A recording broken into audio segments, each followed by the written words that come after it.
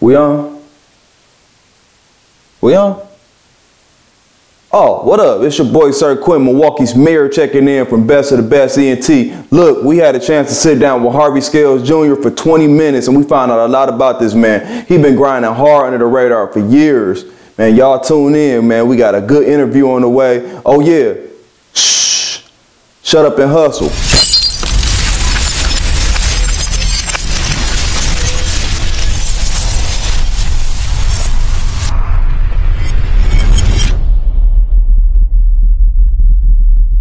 Yeah, man. It's your boy, Sir Quinn from Best of the Best ENT. And we are now rocking with Harvey Scalez Jr. today. Matter of fact, I'm gonna let you introduce yourself for people who are not familiar with you, man. Man, my name is Harvey Scalez Jr., AKA JR Scalez, Mansa Musa. You know what it is, man. We here, man. We live. I'm with the Best of the Best. I'm excited, man. Man, nice to meet you, man. Thanks for coming through, man. You too. Thanks for having me, man. You know, the newsletter was buzzing, so it's only right that we did this. They was going crazy, man. I was like, who is this man? We started a little ruckus, like, how he gonna have a newsletter here and he wasn't even at the awards? So we started a whole little thing about how the awards wasn't valid, and I didn't even know we had nothing to do with that. So this is, you know what I mean? This is cool. Off the record, man, like, for y'all that don't know, we was passing this newsletter out. And they was like, where is he coming? Is he here? Like, where is he? So, like, you know, you a man of many talents, man. Like, explain exactly what it is that you do. Well, when if I do my Instagram bio, like people like to do now, I guess you would say rapper, songwriter, actor, host, nightclub promoter. I wear many hats right now, and I can't complain about it because before I took those hats seriously, I used to, you know, have to work 9 to 5s and do other hustles. Now that I've turned those hobbies, per se, or things that I like to do into jobs, into work, you know what I mean? It's something lucrative now. So that's the pleasure that I get out of what I do, you know what I mean? In all aspects of it. So how did you begin your career? Really, that's what I'm saying. I think careers break down in different parts. You know what I mean? Like I said, I started doing music early when I was 13. Like I'm influenced by my dad. You know what I mean? Harvey Scalez Sr., he's the first songwriter to go platinum when the IRAA, the record recording industry, created the platinum measuring. You know what I mean? For units sold. Disco Lady that he wrote for Johnny Taylor is the first record that they gave a platinum plaque to. You know what I mean? So my dad, so out the womb, you know what I mean? Like I was in the studio with him at 6 months, you know what I mean? I didn't even know what was going on, and I was being studios with him in the Dramatics, the Elphonics, I mean, you name them, groups in the 70s, he wrote for everybody. So, like that kind of started me in music. I didn't really get serious about the music until I was around about 21, 22, and we figured out how to like make money off of it and make it monetary. So that's why I kind of break my career up into 2 parts, you know what I mean? Where I had 2 starts. Because it was a time where I went through a wave where I stopped even being around music because I didn't really see the monetary gain in it. My daddy didn't achieve all the riches or, you know what I mean, obtain everything that he should have got out of things that he achieved. So I had kind of got, you know, a cold shoulder or turned a blind eye to it or, you know what I mean, turned my back to it. But when I hooked up with my homies and we figured out a way to do it independently, and it was a way to make money like that at the time. This was early internet, MySpace, you know what I mean? Real early internet, Reverb Nation, like before Instagram and where we at now. This was real early in that way. We had figured out a way to make money off of that. So that's what got me back excited about the music, you know what I'm saying? And absolutely. People who are familiar with, you know, your whole movement, explain to them how you arrived to your name. That's crazy. That came about, I started out as JR the Superstar. You know what I'm saying? When I first started, and I dropped the album underneath that name. It was called Die Another Day. And that was in 2007. And I had that name from like day one, from when I was like 13. We was experimenting with hip hop and just toying with the rap game to all the way to when I took it serious. You know what I mean? And I started a company with my boy Pat, rest in peace, Pat. And we started a company called Jabez Entertainment, and I was the only artist on the label, and we were just rolling with that model. You know what I mean? And kind of like Rockefeller with Dame Dash and Jay-Z when they first started. So we was trying to kind of model what they were doing. Or like what we seen T.I. doing with Grand Hustle or Jeezy. We was just trying to model that, like the record executive with the artist. You know what I mean? With just the one artist who's on the label. And I mean, we were doing this, bro. This was like 2005. We was on that. You know what I mean? So that's why when I see cats like Dolph now, I salute them. You know what I mean? Or I look at what they doing and be like, damn, we was kind of laying the groundwork for that in 05, and we didn't really know what we was doing. We was just trying to be like, the greats. But to bring it back to a capsule, when I split from Jabez in like 2010, I went through this thing where I wanted to figure out how to connect things that I achieved with my dad's name. So I took JR, which is like a nickname in my family because I'm junior. And then I took my real last name, Scalez, and put it with my name. And then I started using my government name more. And it's really because of my dad. Like, if you Google me or anything, it ties and it all comes up to that. So it just added to more leverage. Or when my name come up in the Summerfest room and they hear Harvey Scalez, they already know the name. Right. You know what I mean? You see what I'm saying? So, and that pretty much like tied into my next question. When did you get your first start, in the music industry? Like around 2005, I would say early 2000s, really. But like my homeboy Scott Knox, he was the first cat that I had seen that was like selling his CDs and making money off his music, and he was getting booked for shows, and he kind of took me under his wing. And he kind of showed me that side of the game, you know what I'm saying? And then I broke off from him. Well, not really broke off from him, but I went to Atlanta and went to school, went to Morris Brown in Atlanta. And my dad was in the A. And when I was down there, like I linked up with people like Rico Love and other people like my homie Sounds from here who was doing it behind the scenes there, songwriting and producing for Jagged Edge and Usher and all kind of people down there. So that also showed me another side of how you can get money in this game, you know what I'm saying? So, So that's kind of where it got real for me. So yeah, I would say like 2005, because because I dropped Die Another Day in 2007, and this year was the 10-year anniversary of that, and it took about 2 years to get to the day of dropping that album. From when my man Pat decided like, yo, you gonna be a rapper, that's what we about to do.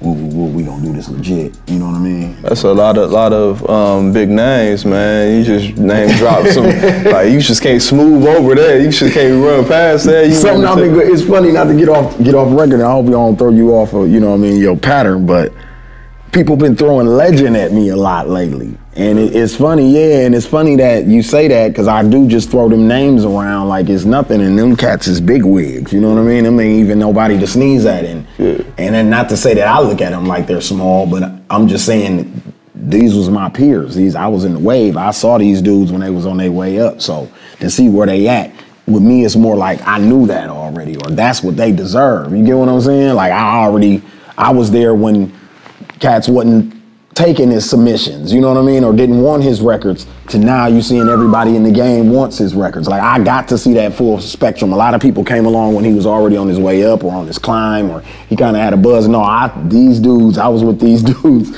when it wasn't like that. We was grinding, we was trying to figure out like, yo, why he just don't use your record? You know what I mean? To the point where now they're the go-to guys in the game, you know what I'm saying? So. And you deserve everything that's coming your way, man. Man, I appreciate it, man. Yeah, so when was your first performance, and what song did you perform? I noticed when she asked me that in the newsletter, it was kind of hard to answer that. It still ain't come to you yet, huh? Yeah, because the record didn't come to me because me and Knox had like so many records. You get what I'm saying? And we didn't have like, that was back in the era, it wasn't really singles. You know what I mean? Like, if I was to say like most, like if you was to ask like what record is your go-to record when you perform at the club, and I would have to say like my Swisher record. You know what I'm saying? But that's because that came out 2-3 years ago when we were in the era of dropping singles.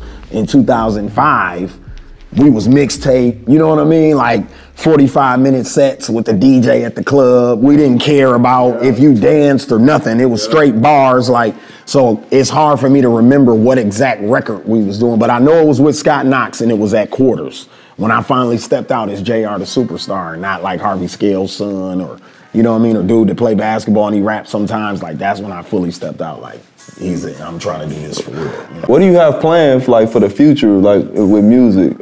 Are you still taking that route? I know you like tied in with the events and yeah. I know a lot of people ask me that because I've been going so hard with the nightclub stuff. But you know, that's a way to make the money to fund the music career, and it's a better way to network and I get to meet anybody that's doing music. A lot of people don't understand that. Yeah, from the new cats to the, you know what I mean. It keeps me relevant. You know what I mean. So back in August, I put out an album digitally called Samusa.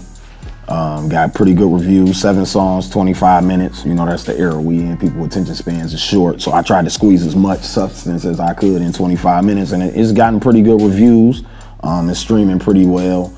So my plan with that is to do that album live with a band. That's the next aspect of that. Shout out to Kevin Hayden's trio. They linked up with me, and we're gonna start working on that this month, actually. And we're gonna film it, like document it, and then we're gonna release it digitally. Shout out to Trio. Shout out to Trio. Shout out to Trio. So, and then on the other side of that, I've been talking to one of my people from my past, from with Jabez, who was a part of the company, and we was talking, man. And I want to get into something where I can, you know what I mean, kind of use this knowledge and this game that I've been able to be around this long, you know what I mean, and use it in a capacity where it can affect some of these cats that I see coming up.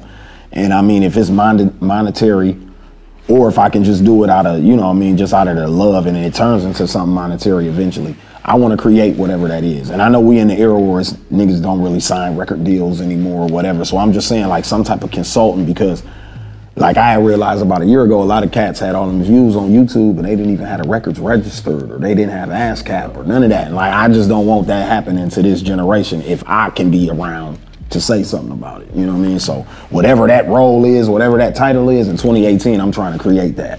On top of, you know what I mean, continuing to do music, on top of doing nightclubs, you know what I mean, and doing it, you know what I mean? Just continue to grow. Like, I'm proud of, like, even if we go to the nightclub thing, I'm proud of this trap karaoke thing that we started at Lavish, because when we first went into it, when he first offered me a night at the club, I could have just went the conventional route and just got the DJ to host and did the usual thing on a Thursday. But I'm like, man, let's try something different. You know, you opening a new club, let's try something different. And we tried the trap karaoke thing, and it's been, you know what I mean, it's been lights out ever since we started. Explain that for me. So trap karaoke, for instance, is like, you know, conventional karaoke, you might go do SWV, or, you know what I mean? You might do, the most rap you might get, it might be like a Tupac record or a Biggie record. At trap karaoke, you can come do T.I., you can come do Jeezy, you can come do Boosie. You know what I mean? You can come do Lil Chicken. Really? It's trap karaoke, you get what I'm saying? So we taking karaoke and kind of blending it with trap music. And that's at Lavish? And that's at Lavish on Thursday. Y'all swing down to Lavish, man. Yeah. Thursdays, trap karaoke, man. Y'all heard it, man. Y'all heard it. Yes, sir. Yes, sir. That's a smooth concept, man. That's a real smooth concept. Appreciate so, that. Without spilling too much game, because you know you trying to, you know, what advice can you give to the millennials right now? Well, that's what I like to call them. The advice I can give to the millennials is you got to take constructive criticism from the OGs, but you got to learn to grow from it. I remember early in my career, like, let a nigga say something about my shit when we played it for you. Like, we was ready to tear up the fucking studio if you didn't like it. You know what I mean? And as I got older, I realized that way of thinking is not, you know what I mean? That's not the constructive way of thinking. You know what I mean? That's destructive. So I go through it all the time. I had a studio for 15 years, and it's just sometimes like that bar don't add up, and I just be like, dude, like, you should say this. You be like, dude, like, I got this. Yeah, I got exactly. this. You know what I'm saying? So the thing about it is you got to take constructive criticism and grow from it. And it's all criticism, whether somebody's praising you or somebody is finding the holes or somebody's just nitpicking at you. You got to figure out a way to channel that. It's almost like ball players. Like, you can only imagine the type of shit, because we're in the Twitter world now, like the type of shit LeBron James reads about himself. You know what I mean? Like, but he finds a way to hit the court, channel it, and, you know what I mean, get on niggas' ass, pause in another way, you know what I mean? Or get to it, or get to his goal and channel that. So that's what I want to see from the younger generation of millennials, because I see them so quick to jump on their phone and, you know what I mean, and be ready to do all that with people. Like, I ain't come from that era, so I ain't really with that. I get it, because that's what's going on right now, but that would be kind of my advice to them. And then just on the business side of it, just make sure you handling your business behind the scenes. You know what I mean? If you got this fame and we playing your record at the club, because I work at the club Thursday, Friday, Saturday, Sunday. All the spots, you know what I mean? Not to toot my own horn, but all the spots I work at are pretty much popping, pretty relevant in the city. And if we playing your record every week and you got YouTube views and my daughter grabbing my phone and going to YouTube and playing your record, I want to make sure you getting your proper due for that. Because if not, then it's all for naught. You know what I mean? It's like an artist who paint on subways and shit and ain't getting no money when this art should be up in the gallery and you could be Basquiat or something eventually. You see what I'm saying? Like you doing this and you dope, but there's no gain from it. You just doing it to be popular. You know I really see you managing, because you spilling so much game, man. And it's if you really need to talk to this man, like it's really running through, it's literally running through your bloodline. No, it is, and it's genuine. You dig what I'm saying? My father was a dude that got jerked in the music business because he come from the era of Motown, and when them cats wasn't getting their proper due and getting their proper money. So I know the ins and outs of the games. You know what I mean? I've been offered bad contracts. I've seen bad deals. I've made bad deals. You know what I mean? I've made good deals. So I know how this game goes, but I'm also a product of the early internet era. Like I said, MySpace and all that, I'm a product of that. So I know how you can monetize off of this, you know what I mean? That's why I dropped the album that streamed, and people I went to college with who I haven't talked to in years, they reached out to me because of my Instagram and the streams, the links to my album, and told me like, yo, I'm feeling this. Like, it's good to see you still doing music. Cats I ain't talked to in 8-9 years. You see what I'm saying? But that's the power of streaming. You know what I mean? Piggybacking off that millennial questions, you know, we got old school, new school. What kind of music can we find on your phone? You got any old school, new school music? Like if you take it from, you know, early in my career, like when I was a kid, I used to be like really into like MC Hammer. You know what I'm saying? And then as I got into like teenager age and started taking rap a little more serious, it was more like the Rakims and the Jay-Z's, Big L's, Biggies, you know what I'm saying, Nas's. And then like even of the current to date dudes, I really like Rick Ross, Meek Mills, you know what I'm saying? Shout out MMG, man. Yeah, I really like how they do their thing. But I even like cats like Future too, you know what I'm saying? I dig Future, I'm a big Drake fan too. But even like right now on my phone, I would say currently for the new people, like I really like Crit, really like Sci-Hi. Joyner Lucas, I really like homie. I really like his visuals, you know what I mean? And he can spit too. And then like right now I'm listening to the homie Don Q though, cat out of the Bronx, be with A Boogie with the hoodie. He can spit. I gotta check him out. I gotta check him out, definitely, man. Shout out Joy too, man. Joyner Lucas, Mr. I Am Not a Racist. Yes, sir. Yeah, he going crazy, man. That was dope. So y'all heard it from Mr. JR Superstar, man. So we got you a present, man. We brought you a fuck average, shut up and hustle, I'm the best. What's up? Fuck average, I'm the best. Let me reiterate that. You know, pretty much saying like, fuck average, I'm the best. Like people do a lot of talking, man. Just shut up and hustle. Make more moves, less announcements. Yeah. You know what I'm saying? So any shout outs you got? Any final words you got before we depart? Yeah, I think I gave some shout outs a little while ago, but you know what I mean, we can run through them again. Like I said, I want to give a shout out to all the nights that I work and I host at. Lavish on Thursdays with Trap Karaoke, Lavish on Fridays with Made Men Entertainment, Saturday nights at District with Made Men Entertainment again, and Sunday nights at Jinx. Seeing Sundays. Also, like I said, I got the Mansa Musa project is out. It's streaming on all digital platforms, you know what I'm saying? So if you got Tidal, Apple Music, iTunes, Google Play, Spotify, YouTube, wherever it's streaming music at, you can find that project. It's called Mansa Musa. Also want to give a shout out to Ray Rizzy. About to drop the Jumpin' Mode record with him off the Mansa Musa project. We about to drop it as a single and shoot a video for it. So, and also shout out to Meek Meek. Right, shout out Meek for putting this together right here. Yes, for putting this together right here, reaching out to me so we could even get this far from the newsletter to this interview. So shout out to her, and shout out to her for always supporting me. You know what I mean? Like people, when you do music, you be needing people to push you. You know what I'm saying? You be needing certain people to ask you where the music is at and what's going on and what you got going on. So that's why you will see me moving, or this year was kind of turned up for me because of those type of inboxes or those type of people reaching out. So shout out Meek Meek. And then shout out my city, man. Shout out to the mail, man. Shout out Milwaukee, man. Milwaukee, Wisconsin. Yes, sir. Y'all heard it first, man. It's your boy, Sir Quentin, Best of the Best newsletter, Best of the Best vlog. We rocking out with your boy, JR Superstar. Can we still call you that? Yeah, it's cool. We rocking with your boy, JR Harvey Scalez Jr., man. So y'all be on the lookout for everything we got coming in the future. Salute. Yo, like I've been trying to tell you, man, the boy Harvey Scalez been going crazy under the radar the whole time. If you have any inquiries for Harvey Scalez, make sure y'all get at him on Facebook, Harvey Scalez Jr.